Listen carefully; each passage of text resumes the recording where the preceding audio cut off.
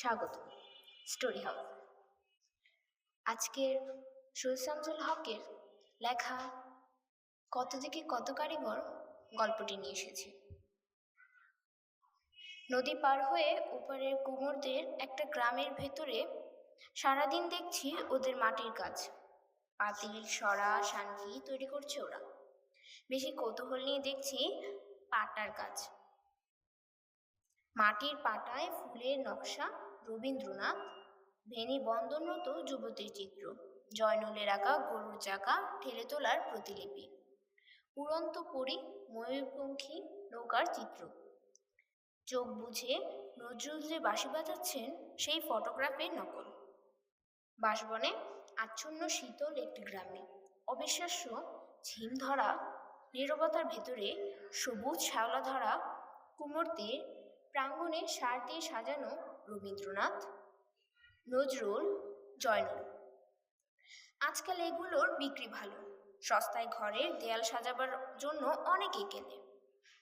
এক একটা চিত্রের জন্য কাঠের ওপর খোদাই করা নকশা আছে, তার ওপর কাদার তাল টিপে টিপে পাটা তৈরি করছে ওরা। কাদার তালে ফুটে উঠেছে নকশা, বাঁশের কলম দিয়ে সংশোধন করে পাটাগুলো ভাটিতে পোড়াবার জন্য তৈরি করা হচ্ছে। কাজ করছে যারা, তাদের ভিতরে কিশোর বেশ কয়েকজন, যুবক দুজন, আর এক পাশে উঁচু পিঁড়ির ওপর উবু হয়ে বসে কাজের তদারক করছেন বৃদ্ধ পালমশাই।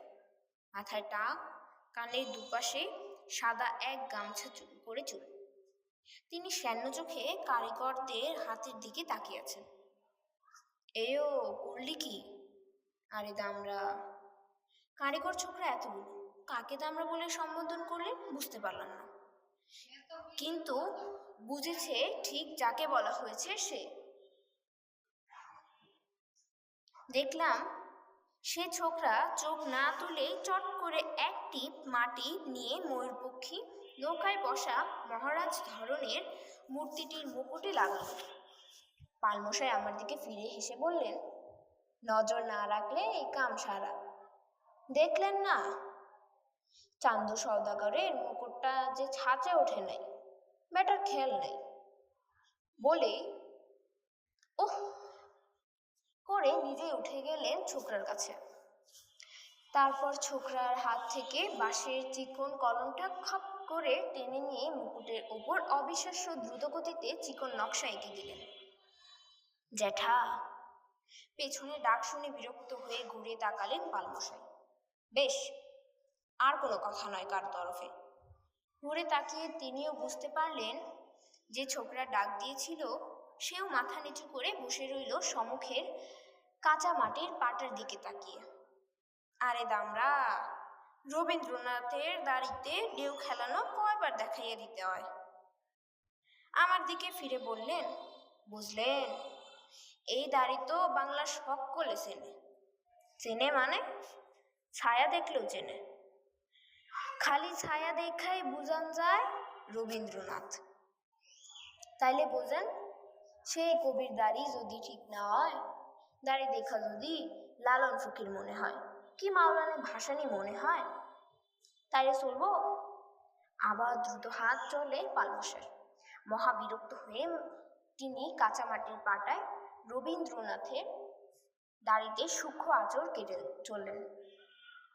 আঁচড় কাটতে কাটতে আমাকে বলেন, বুঝলেন, কাঠের ছাঁচে সকল টানটন ছাপছো ঠিক ওঠে না, হাতে ঠিক করতে হয়, নাহলে মাল নষ্ট, পয়সা নষ্ট। তার উপর ধরেন গিয়া ভাটি থেকে বাইর করলেও কিছু কিছু বাদ বাতিল হওয়া যায়। জয়নুলের আঁকা গরুর গাড়ি চাকার ঠেলে তোলার ছবির দিকে দেখিয়ে পালমশাইকে জিজ্ঞেস করি, এটা কার ছবি? কেন, মানুষ চাকা ঠেলা তোলে সেই ছবি? সে কথা নয়, কার আঁকা ছবি? পালমশাই একটু ইতস্তত করে বললেন, ধরেন আমাগো আঁকা। আমি হেসে বললাম, পালমশাই, এটা জয়নুল আবেদিনের আঁকা। শুনে কিছুক্ষণ ভ্রু কুঁচকে তিনি আমার দিকে তাকিয়ে থাকলেন। তারপর নিরাসক্ত গলায় বললেন, হ, হইতে পারে, কেটা জানে। কত দিকে কত কারিগর আছে। জয়নাল না কি কইলেন, নাম মনে থাকে না। তারপর ধরেন গিয়া আমরা যে আর্টের কাম করি, আমাকে চেনে কয়জন, নাম জানে কয়জন।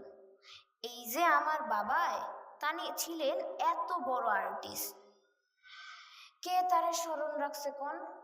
তারপর একটু চুপ করে থেকে বললেন, জয়নাল। হইতে পারে, তয় এই নকশাটা খুব চলছে। জিজ্ঞেস করলাম, আচ্ছা এটা তো রবীন্দ্রনাথ, ওটা কবি নজরুল বাঁশি বাজাচ্ছেন। পালমশাই সন্নিগ্ধ চোখে একবার আমার একবার পাটার দুটোর দিকে তাকালেন, ভাবলেন হয়তো চেহারা ঠিক মেলেনি। বললেন, কেন, কি হয়েছে? না, ঠিকই আছে। আমি শুধু জানতে চাচ্ছি, বঙ্গবন্ধু শেখ মুজিবুরের ছবি করেন না? বঙ্গবন্ধু? হ্যাঁ। কেন, দেখেন নাই? ওই যে উপরে চাইয়া দেখেন, সবার উপরেই তো বঙ্গবন্ধুর দুইটা ছবি। হ্যারো তো মধ্যে বা নিচে রাখা যায় না। এতক্ষণ মুঠোতে ধরে রাখা চশমাটা এবার চোখে দিলাম। সত্যি, বঙ্গবন্ধুকে এই কারিগর স্থান দিয়েছেন সবার উপরে। চোখ দুটো ঝাপসা হয়ে এলো। ধন্যবাদ।